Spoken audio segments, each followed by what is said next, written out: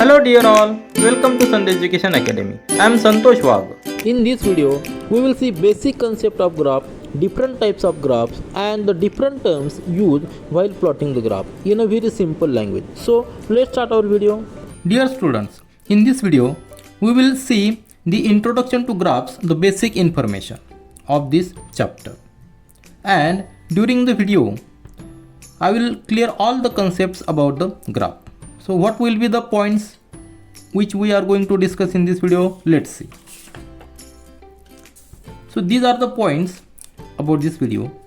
First we will see the basic information about graph, then types of graphs, then different terms which are used while drawing the graph, and application of graph. So let's start with video and see one by one. First, let's see what is the basic information. We know we collect data of different experiments. In different ways we can collect data, but to represent that data in a graphical form or in visual form we use the graphs. So graph is to show numerical facts in a visual form. So I will write here, what will happen if the numerical facts are shown in visual form? They can be understood very quickly. It is a very easy way to understand that all experiment, all data. So graphs are the visual representation of a data collected. That is in other way, what is called graph is a visual representation. It is a visual representation. So graphs are very useful when there is a trend or comparison. We will see later on in our discussion. Now let's see the types of graphs.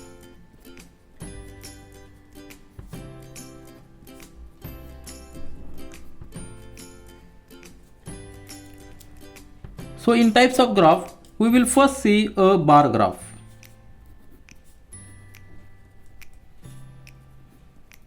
Then what is bar graph? So it is used to show the comparison among categories. So it may be vertical or horizontal. So I will write here definition of bar graph. So here is the definition of bar graph. It is used to show comparison among categories. It may be vertical or horizontal and may consist of two or more parallel bars. So we will see the example in a very simple way. There are two axes. This is the x-axis and vertical axis is y-axis. A simple sketch I will draw for understanding. This is the origin. This point is origin, means crossing point of x-axis and y-axis. We draw a graph on this graph paper where x-axis horizontal axis and y-axis a vertical axis. Suppose we take a example. Sale of mango in week.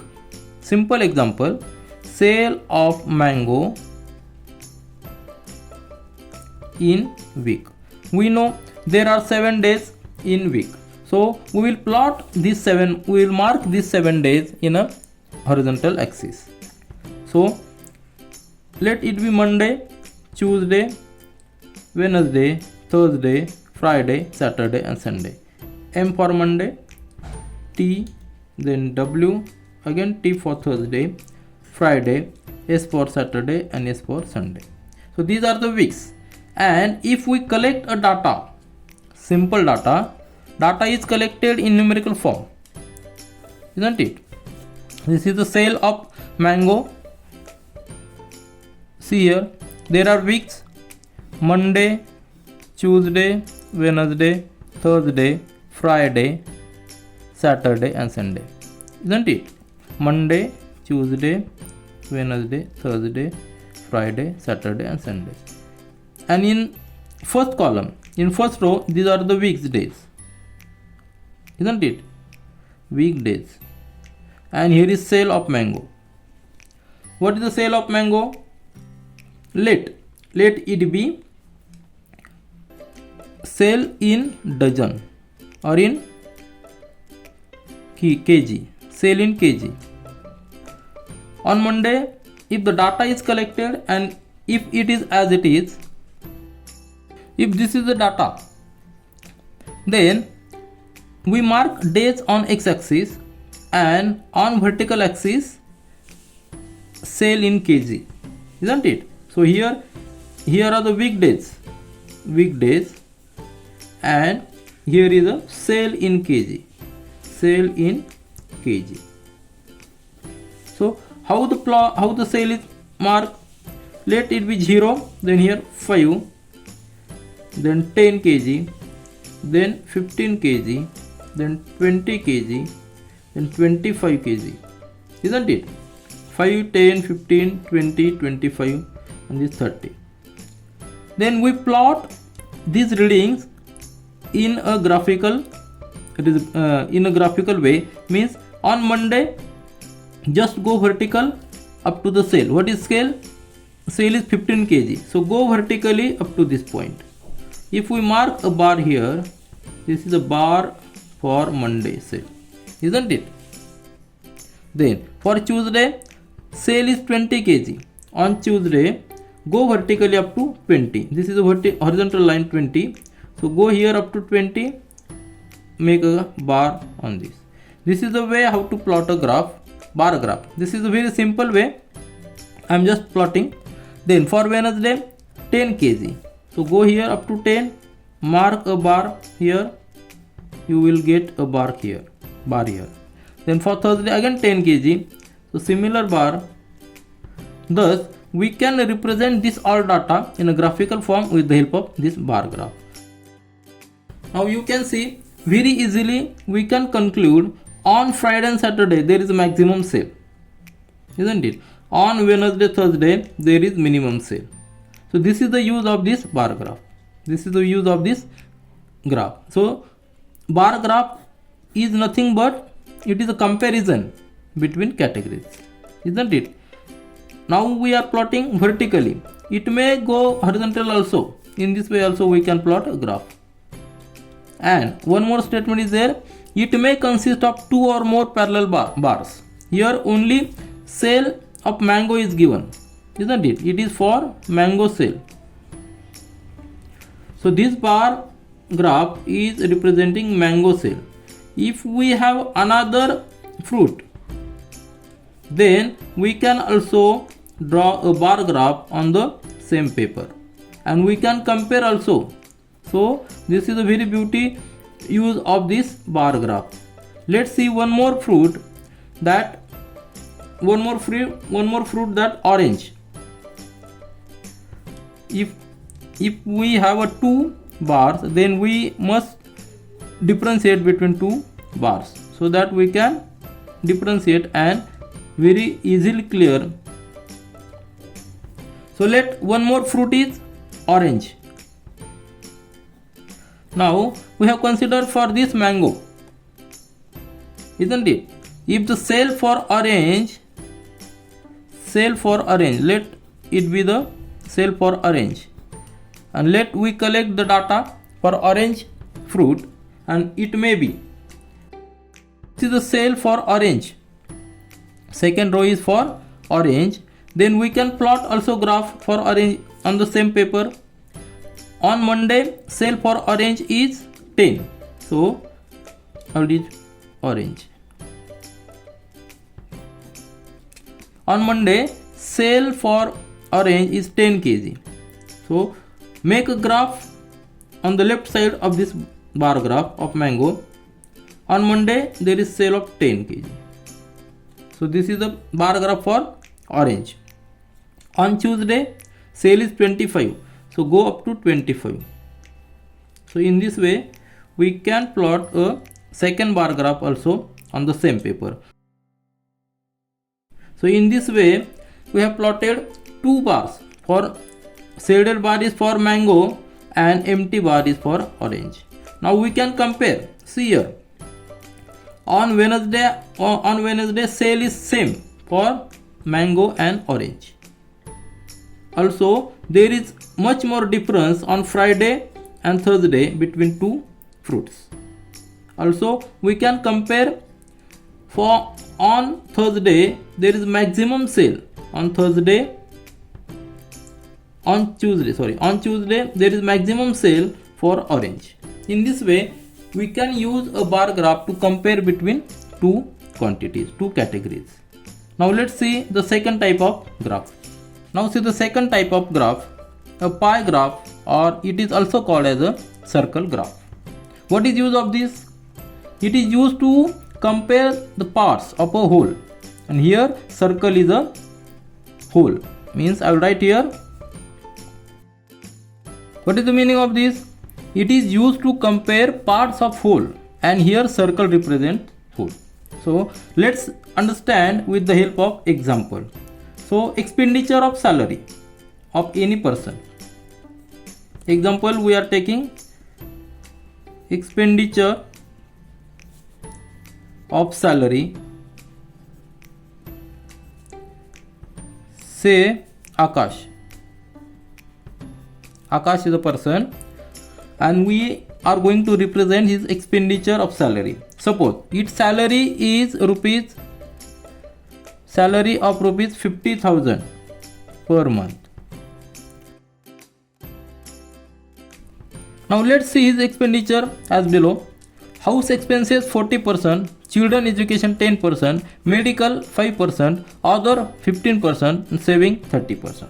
So this is a total percentage out of 100. Percentage is always out of 100.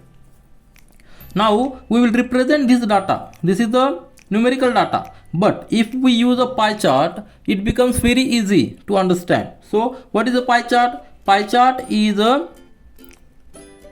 pie chart. It is used, means pie chart is about the whole circle. So let's draw a circle for better understanding, and within circle we will represent all its parts. So if this circle is divided in parts, each part will represent individual section. So total is 100%. Out of 100%, 40% is for house expenses. So just mark, if this is a start line, then out of whole, means out of 360 degree. So here first we will have to calculate the degrees of each part. This percentage is out of 100, and part means this section is in degree, which is out of 360 degree. Out of 360 degree. We will see how to calculate the degrees in we will see how to calculate the degrees of parts in exercise video. So just for understanding, I will draw a rough sketch. 40% means if this line is fourth portion, means this is 25% up to this, and up to this there is 50% of the circle. So 40% will be like here. So this portion, this 40% means what is the house expenses, isn't it? So this portion is for house expenses out of the whole. Then children education is 10%. So 40 plus 10 means 50%, means complete half circle will be there. So this 10% is for children education, isn't it? Children education for 10%. The next is medical 5%. So next 5% portion will be for medical. This is for medical. Then other is 15% and remaining 30. Just take the total, 40 plus 10 50, 55, 70, 17, 30, 100. Means total is 100%. Then first 40% for house expenses, 10% for children education, 5% for medical. Then other is 15%. If we draw other for 15%, it will come like up to this. So this part is 15% and it is for other expenses. What do you mean by other expenses? Means traveling and other things. Then remaining 30%, this 30% is for saving. So this is the way how to show this expenditure, these expenses in a graphical form. So it becomes very easy that maximum portion of the circle is for house expenses and second one is for saving. Other parts are small one. So it becomes very easy to understand this data. So this is the way how the pie chart is used to represent a data. Now see the third type of graph, that a histogram. I have written his definition. I will just read it. A histogram is a bar graph that shows a data in interval. It has adjacent bars over the interval. There are no gaps between bars. The meaning of this is it is a type of bar graph. Means we have seen how the bar graph is drawn, but one more condition is that it has an interval. Data is shown in interval. So we will understand with the help of example. If we have a data of wages in class as follow. So if data is given here,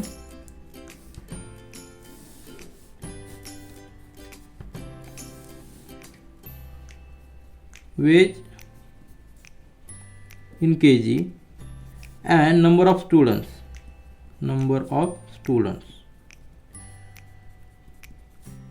So if the range is given 20 to 25 kg, first range, then second range is 25 to 30 and third range is 30 to 35.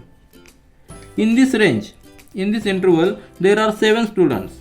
In this interval, there are 22 students and in the last interval, there are 8 students.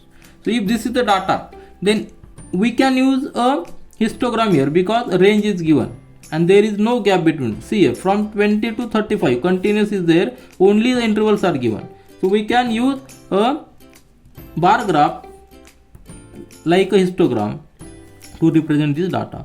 So for any graph there are two axes, this x axis horizontal and vertically y axis. Now what we do, we just take the intervals. If this is the origin, just take a scale. I will explain all the different terms of the graph later on, but just see, just mark the readings here: 5, 10, 15, 20, then 25, then 30 and 35. So on this axis we mark the wage in kg, weight in kg, and on vertical axis number of students.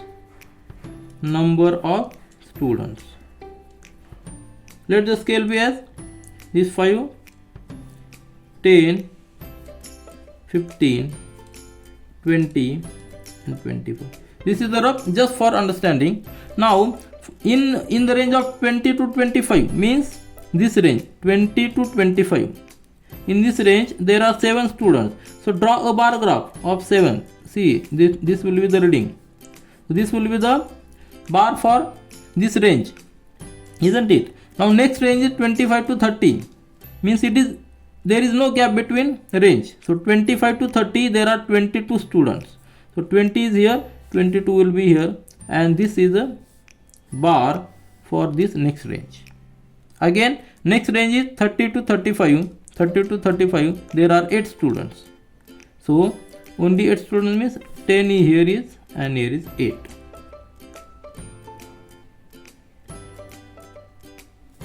Isn't it? So this will be this is a histogram because there is no gap between interval, and interval is used to represent the data. That's why this bar graph is also called as a histogram. This is the way how to represent a histogram. Now see the fourth type of graph, a line graph. What is definition? A line graph displays data that changes continuously over period of time.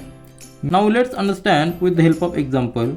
We will take example of temperature recorded of patient, or means temperature recorded of patient.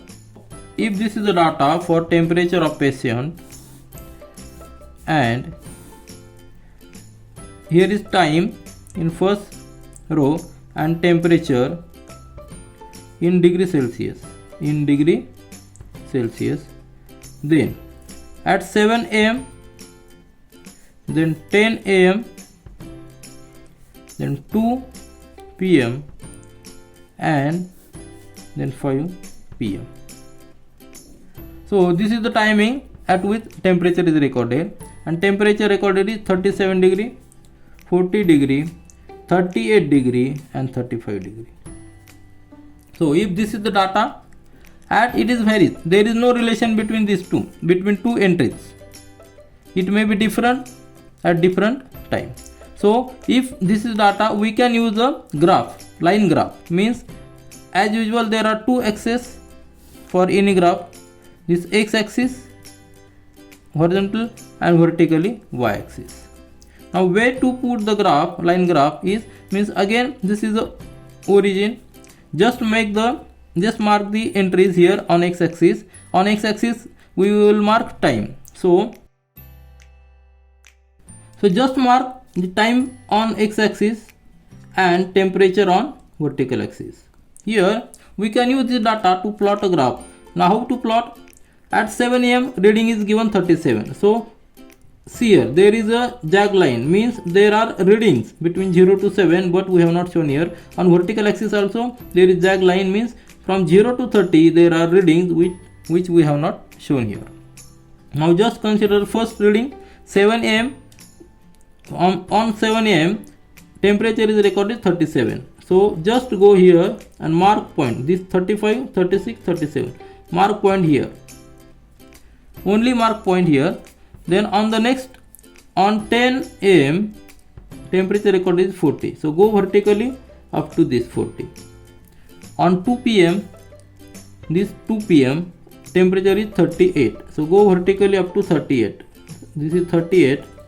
And on 5 pm temperature is 35. On 5 pm temperature is 35. So this 35. Now we got the points. Just join these points with a line. So this is a line graph. Now with the help of this line graph we can easily notice that highest point is this, which is 40 degree, and at the time of 10 am. So this is use of this line graph.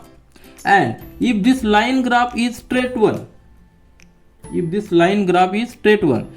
readings are like this continuously, or in this direction, or in this direction, if the line graph is straight line, then this graph is called as a linear graph. Now with the help of this linear graph we can predict the next reading or previous reading which is not given in the data. We can also predict the readings which is not given in the data also. That is the use of this linear graph. But basic condition is that this reading must be in a straight line or reading must be in a continuous fashion.